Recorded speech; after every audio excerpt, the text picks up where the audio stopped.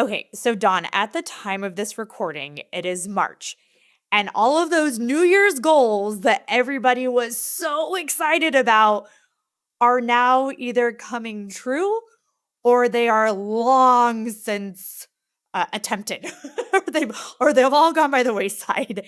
And you are just so great at goal setting, goal achievement. That's like kind of your shtick. We always advise people to do goal setting as like the first thing they do when they start their business. So I just, now that we've hit that point of the year and people might need some encouragement, why aren't missed goals a self-sabotage problem? Like let's get to the root of this and keep that momentum going. Absolutely. The problem with labeling missed goals, missed opportunities, delays in goals as self-sabotage is we miss out on valuable data in reaching our goals. It's a reduction of what's actually happening, right? It and then it creates its own big hurdle to overcome, which makes it feel harder and more uncomfortable. It becomes this battle of you against you instead of you and the real obstacles and challenges that come with every goal and, let's say, new endeavor. So what are those like surprising things that hold people back from achieving their goals that they may not be aware of? They just think it's all my fault and they don't see those blind spots. Yes, it's that we forget that discomfort is normal. It actually can be expected. We end up, when we think that discomfort is a problem, we end up fighting against ourselves instead of for the results we want. You mean like you're fighting against the discomfort, or you're fighting basically being angry at yourself for not making the goals? I just want to understand. Absolutely, because what happens is I like to remind like all our dedicated fitness entrepreneurs out there that it's similar to making time for your workouts. It's not comfortable, but you do it for the after effect benefits. Or for our parents out there, it's so hard, right? The teen years, the rebellious moments, and then we bask in the rewards of first steps and graduations and successes.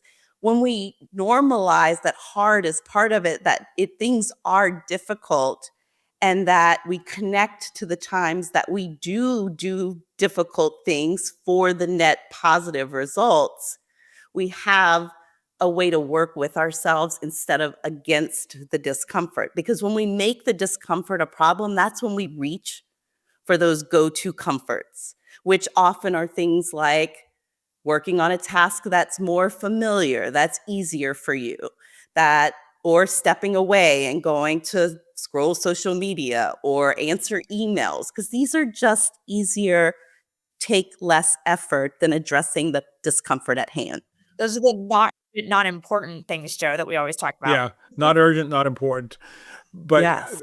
question, what about the propensity of some people, I'm not talking about myself by any stretch, to set goals that are overly ambitious and then run up against reality and feel badly about the fact that, gee, I didn't achieve all the goals I set out? Right. I mean, I don't think there are goals that are too ambitious, to be honest. I think our planning for how to follow through with those goals is what is understated. So we make a plan that doesn't align with our lives, and then we beat ourselves up for not achieving those goals instead of making a plan that actually aligns and is doable. So the goal can be super audacious. Just make the plan. The execution, yeah. If it's to do something huge, you don't want to try to do it in the next month. You want to maybe allow the next year, is what you're saying. Yeah. Absolutely. So the way we do success dates or goal deadline dates, whatever term you want to use in the Self-Trust Lab, we do it based on actually laying out, what does it take to achieve this goal? Let's look at everything that it takes, and let's plan it out. How much time do I want to spend on this each week, each day, each month? And then that gives you your deadline. That's tough, though, sometimes when you're doing something you've never done before and you go, oh, I think it's, I think it's going to be this, this, this. And then you do it and you go, oh no, there was all these other things I never thought about. Right. Well, that's when the evaluation becomes so important. We have to learn from ourselves along the way. Of course, you're not going to know exactly how to do it because we don't know what it takes to get something done until we've done it. But if we're taking each step along the way and learning, oh, hey, that step is going to take 3 more weeks. Let me adjust for that. Instead of using that energy to beat ourselves up for not being able to get it done, we can learn from ourselves and create an execution plan that actually works. That's really great. I feel like you're dangling a carrot here. Can you kind of go into your practical framework that you help people with? Because you're like, well, you evaluate, set the goals and what it takes. And I'm like, oh, I know there's more and I want to know more. Yes.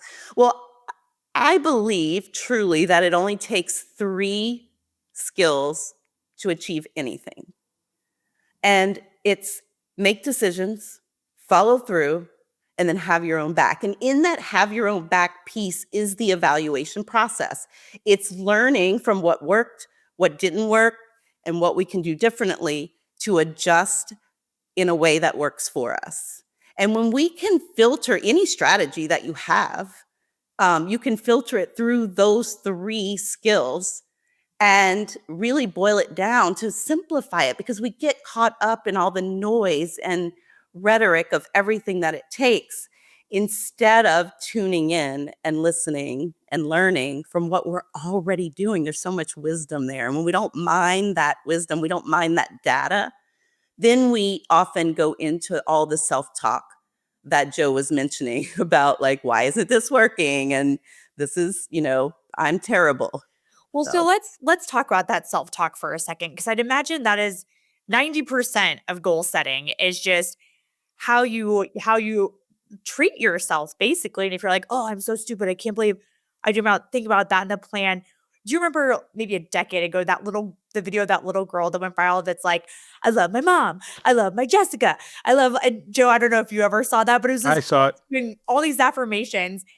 And if only we could all be like that in the morning, because we're not. And it's so much easier to nitpick the things that we're doing wrong than it is to do the things that we are doing right. So what is the connection between self-talk and goal achievement? Absolutely, right? Any strategy can work truly, but you have to have self-trust to execute it. And it starts with our inner dialogue. Our inner dialogue is so powerful, and it contains so much wisdom just waiting to be heard. And you hear that part clearly when you're, deciding on your goal, when you are sure of what you want, when you are thinking about all the ways that you want to serve your life, your family, your clients. But often what we're listening to is what I call the lobby noise. So if you think of a busy lobby filled with voices of other people, of experts, of your family and friends, of your past, paired with your own doubts and insecurities and fears, we spend so much time in that lobby, and that's when we start to feel overwhelmed, and that's when we start to create confirmation bias, for we have thoughts like, I suck and this is too hard for me. And then boy, does our brain go to find evidence to support it. And I love to remind people, and you'll recognize this in yourself if you think about it. You say something like that and your brain immediately starts to bring up evidence from the past. Remember when you didn't do that one thing you said you were going to do? Remember when you didn't follow that meal plan? Remember when you didn't finish that course? It just is so good. I don't know if this is a question or not, but just I think about people I've known, and growing up, my parents, they were really great. I mean, they were really nice to me. They made me feel good about myself. I kind of didn't trust them because of the rest of the world, that maybe they were, exaggerating a little bit, which they absolutely were. But I kind of came up with this, pretty positive surrounding, at least in terms of my family. And I know people that grew up with really awful messages being given to them from birth. And I feel like what you're saying makes total sense, but I just want to point out that there are some people that are going to struggle with this a lot more than others to get rid of those, I call them the tapes playing in your head, of the things that make you feel like you're not competent or capable. And I just want to, I mean, you may have opinions on this. I just don't want to put it out there like, hey, you just have to get over that. Some people are going to struggle. Some people are going to need therapy to get to that point where they can deal with that. Sure. It's less about changing that. That is the key piece of this. It's not about affirmations and turning every thought you have into a positive thought. I would not recommend that at all, as a matter of fact. But it is changing the relationship with those thoughts. So understanding the origin of them, that's what I write about in the Master Your Inner Dialogue, is we want to understand that we do have these voices, whether we created them out of protection for ourselves when we were younger, whether they were actual external voices that said words to us, how we internalized them. And so identifying the origin of them creates a separation from them. They are voices, they are not you. And then you can start to create a dialogue with them so that when you hear something like, what's wrong with me, you can actually answer it with nothing, is what I would hope you would say. But I can tell you for myself, that one used to come up for me a lot, and I hear it a lot from my clients. What's wrong with me? And sometimes you say it so innocently, like kind of jokingly, like, oh, what's wrong with me? I dropped my phone. What's wrong with me? But confirmation bias is real. And when we don't answer that question, our brain wants to prove us right. It loves to prove us right. And it goes to look for evidence. And when there's all of that lobby noise giving you evidence, then we can live in that space. But if we answer it, like my answer in the beginning was just everything and nothing, because it made me chuckle a little bit. I thought it was kind of funny. I've realized that that still had some confirmation bias challenges with it. And so now I can cleanly say nothing. Like nothing's wrong with me, and I might be struggling with something right now. But that's the opening to actually connect to yourself instead of disconnecting. What we normally do when we internalize those thoughts or questions is we end up creating more disconnect. We either want to duck and run, or we want to fight against them instead of creating more internal connection and working with ourselves. So would you recommend that people kind of practice this proactively and get that, like, even when they're not struggling with something, they really like rehearse that? Or when something comes up, that's when they have these inner discussions? How would you approach that? Just beginning to see it as a dialogue is so helpful. Don't try and rewrite your story. Your story is your story, and there's so much beauty in it. Even the difficult stories have so much beauty. But here's what happens. Our inner dialogue, we hear it in a tone, right? So whether you hear it in the tone of a judge or a bully or a critic, our inner dialogue actually doesn't have a tone. It's one we give it. And so my invitation is to neutralize that tone, is to start catching thoughts and maybe even just restating them without any tone at all, or in the tone of a child or in the tone of a robot. I have clients that use British accents. Do something that takes that sting out of it, the story that it's carried for so long, and turn it into an actual conversation. So, like if you hear, this will never work, in that tone of just like bully, this will never work, you're likely to either believe it or push against it. And that's where our goals get paused or delayed or even released. But what if you heard, that will never work, with no tone, or maybe in the tone of a child? You may lean in and get curious. And I always invite you to take it as an invitation of two types. First is an invitation to affirm yourself, your path, or your goal. Or second is an invitation for a new perspective. So this looks like, if you're seeing it as an invitation to affirm yourself, your path, or your goal, that will never work could be like, and it totally could, and it will. It's like, oh yeah, this is just reminding me. If we think about, we actually pay people to challenge our thoughts sometimes. We're just being able to do that for ourselves here a little bit, but in a constructive way. So the second would be, that will never work. We might want to look at it and be like, okay, what is a way that could work better? Maybe there is something here that is not aligning. Maybe there's some wisdom. If I walk through that lobby into the door of my wisdom and intuition, maybe there actually is something here that I want to reconsider before I keep moving forward. So you're saying like it doesn't have a tone, but we assign it the tone. Mm-hmm. And my tone is subtle with mine because it's self-deprecation. And so instead of saying, you're so stupid, blah, blah, blah, it's, oh, there's Carly biting off more than she can chew again. And that, I'll save that bit for another time, I guess. But that often to people doesn't come off as negative self-talk because they think it's, oh, well, I'm being funny. It's not true. But really, it is still negative self-talk in disguise. How should people approach that if they're kind of turning it into a ha ha ha? Yeah, I mean, it's just always being on to your confirmation bias. There's nothing wrong with saying any of these things, to be honest. It's just how is it supporting you in moving forward? So if you're saying something like, there's Carly biting off more than she can chew, true, have an answer for that because you know it exists now. You know that that's something that is part of your repertoire, part of your self-talk. And so if you have an answer ready for it, such as, turns out I can chew a lot, or maybe here's something that I want to pull off the plate just for today, or maybe I want to rethink where this lands in my day, week, or monthly schedule.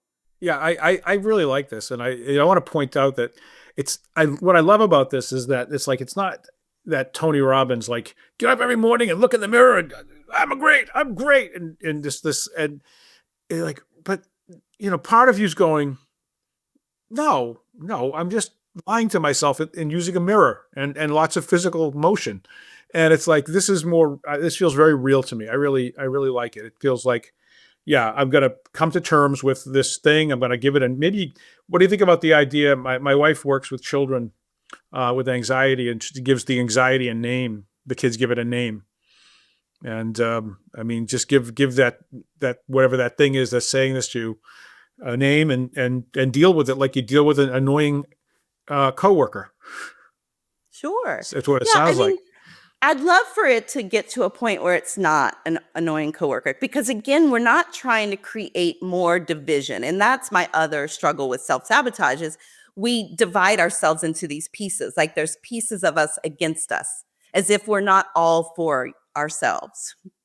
And what we really need is a united front. There's enough out there for us to battle. We need a united front to move forward with it. And so we want to become just friends with our inner dialogue. We want to connect to it. It's not rainbows and daisies, so don't try and make it sound like rainbows and daisies, but take care of yourself through it. When there's some discomfort that wants to pull you away from the task at hand, introduce comforts that actually support forward movement. So it's just retraining those go-to habits of comfort into habits of comfort that actually support forward movement. Dawn, I think the thing I love most about what you do for people is that this applies to everybody. I have never met a single person that's like, I'm setting this goal and I achieved it with ease. Unless they set like, I'm going out to get my newspaper and then they grab their newspaper. But like real goals, this applies to every single person, especially solopreneurs who don't have their ideas necessarily to bounce off of other people. They are the person that they bounce those ideas off of. That and the fact that they don't have a boss going, get this done by Thursday. They have to be that boss. So yeah, it's just kind of critical ways of thinking about things for a lot of, or maybe all solopreneurs, which is, I think it sounds really powerful to me. Well, I want people to find out more about what you do, which we'll get to in a second. But before that, you help people find success through self-trust. So we have to ask you, what is your favorite quote about success? Oh, it probably won't surprise you since I am the self-trust coach, but my favorite quote is self-trust is the first secret of success. And that's Ralph Waldo Emerson. I was gonna say, I was like, did you write that? Yeah. I've heard he's pretty reputable, so I guess that's a good quote. Well, Dawn, where can people find you if they want to learn more? If you are recognizing like that your inner dialogue is impacting your ability to follow through and trust yourself, I have a book. It's called Master Your Inner Dialogue. It's the shortest read ever, but it's a great guide for shifting the way you talk to yourself so that you can create that unified front towards all of your goals. So that you can stop second guessing and start following through and create more ease. Like you said, Carly, it's not going to be easy. And so that's why we have to normalize discomfort, but we have to create that united front towards it so that we can achieve what you want. And look, I know that reading a book is just the beginning. So I've created Beyond the Pages. It's an email series that actually walks you through the book with deeper insights and actionable steps so that you can integrate the concepts into your daily life. And you can find it at theselftrustcoach.com. Easy enough. That sounds great. Well, Dawn, thank you so much for coming on the show today. This has been so helpful.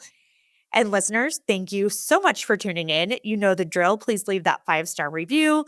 Share this with a friend. Subscribe on your favorite podcast platform. And we will see you next time on The Aspiring Solopreneur.